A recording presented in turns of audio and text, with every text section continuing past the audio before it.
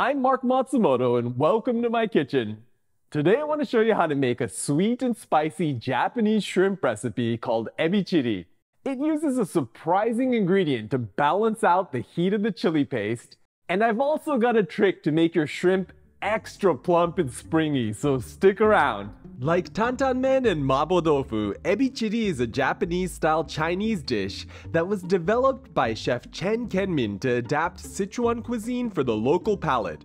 Japanese people couldn't deal with a lot of spice back then, so by adding ketchup to the chili paste, it mellowed out the sauce, giving it a sweet and spicy taste that was an instant hit. I like my Ebi Chili a little less saucy and a little more spicy, and I load it up with garlic, ginger, and scallions before finishing the sauce off with a hit of vinegar to balance out the sweet taste of the ketchup with a hint of tang. Sound good? Let's have a look at our ingredients. I'm using 450 grams of 2125 shrimp, a few tablespoons of water, 1 teaspoon of baking soda, a half teaspoon of salt, and 2 teaspoons of potato starch. For the sauce, I've got 3 tablespoons of vegetable oil, 1 large clove of garlic, an equal amount of ginger, 60 grams of scallion stems, 2 tablespoons of doubanjiang, a third cup of ketchup, a third cup of sake, and 1 tablespoon of rice vinegar. I've also got some cilantro and scallion greens for garnish. By the way, I've covered the process for peeling and deveining shrimp in past videos like my Japanese fried shrimp recipe, so look for a link in the video description if you need help with that. Once the shrimp are cleaned, I'm gonna brine them with 1 teaspoon of baking soda, a half teaspoon of salt, and a few tablespoons of water. Then we want to stir this together to ensure the shrimp are evenly coated. The alkaline brine changes the texture of the shrimp, giving it a springy snap like a good sausage. The second thing that this does is neutralize the compounds that can give the shrimp a funky smell. Okay, this should be good, so let's put this in the fridge while we prepare the other ingredients. For the garlic, I like to grate it up, and I'm using a daikon grater today, which I have for sale in my kitchen tool shop that I'll link to in the description. Then, I'm gonna grate up the ginger as well. For the scallion stem, I'm gonna start by cutting a slit down the center of the stem, and if it has a solid core, I remove it and set it aside to chop separately.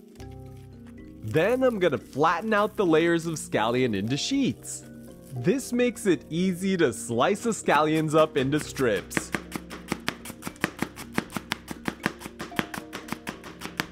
If your stem had a solid core, just slice it up, and then you want to cut those slices into strips. Now I'm gonna rotate all these strips 90 degrees and chop them up. By the way, this is a very thick Japanese scallion called Tokyo negi, but if you can't find them, the stems of regular green onions will work just fine.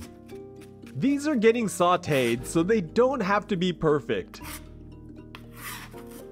Next, I'm gonna chop up some scallion greens to use for the garnish.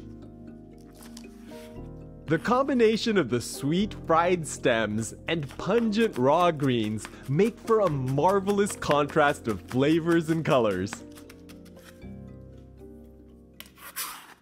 Okay, let's get back to the shrimp. The baking soda should have done its job by now, so I'm gonna rinse the shrimp in several changes of cold water until it runs totally clear.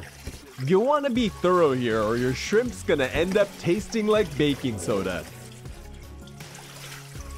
Now I'm gonna drain the shrimp well and transfer them on top of a few layers of paper towels. Spread the shrimp out, and then I'm gonna use some more paper towels to press them dry. You want to try and get as much water off of them as possible, especially around the tails to keep them from spattering too much when you fry them. Once they're nice and dry, add the shrimp to a bowl and then sprinkle on the potato starch. Mix this up to distribute the starch evenly, And if you're feeling daring, you can toss the shrimp like this to coat each shrimp in a thin layer of starch. Before we fry this up, I want to take a moment to thank all of you for supporting my channel by watching and liking my recipes.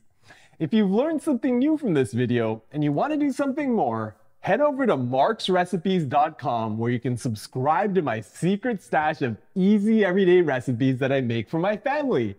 All right, let's get back to our sweet and spicy shrimp. Okay, I've got a large frying pan preheating over medium-high heat, and I'm gonna add the oil, as well as the shrimp. Quickly distribute the shrimp around the pan in a single layer, and make sure the tails are making good contact with the pan. Once the shrimp start turning orange around the edges, start flipping them over.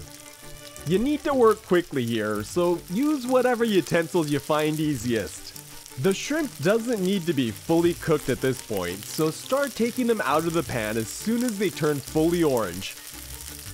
You also want to leave behind as much oil in the pan as possible. Then I'm gonna add the ginger and garlic, as well as the chopped scallion stems. Stir fry the aromatics until the scallions start to turn translucent. And then I'm gonna add the doubanjiang. The goal is to caramelize the chili paste and bring out the aroma of the peppers, so stir fry this mixture for 1.5 to 2 minutes, or until it's thick and super fragrant. Now I'm gonna add the ketchup and sake. And we're also gonna return the shrimp to the pan. Toss the shrimp in the sauce to finish cooking them through, and let the sauce thicken into a nice glaze. When the shrimp is cooked, I'm gonna drizzle on the rice vinegar. Give this one last toss, and our sweet and spicy shrimp is done. Ebi Chili can be pretty saucy, so I like to serve this in a shallow bowl like this.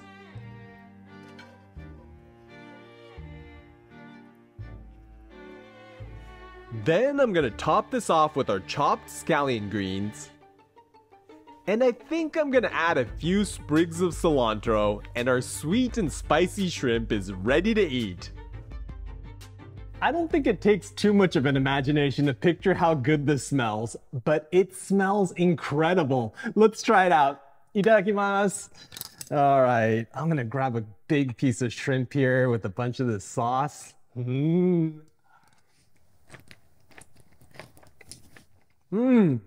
I don't know if the mic is picking this up, but this shrimp is so springy.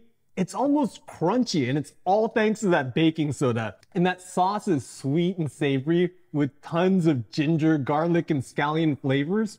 And you've got a pop of heat at the very end that lingers and builds as you eat more. And that vinegar that we added at the end adds a nice tanginess that's the perfect balance between the spicy doubanjiang and the sweet ketchup. My Ebi Chili is sweet and spicy with balancing tangy and savory tastes that make this super addictive, so I hope you'll give it a try. All right, one more bite. Oh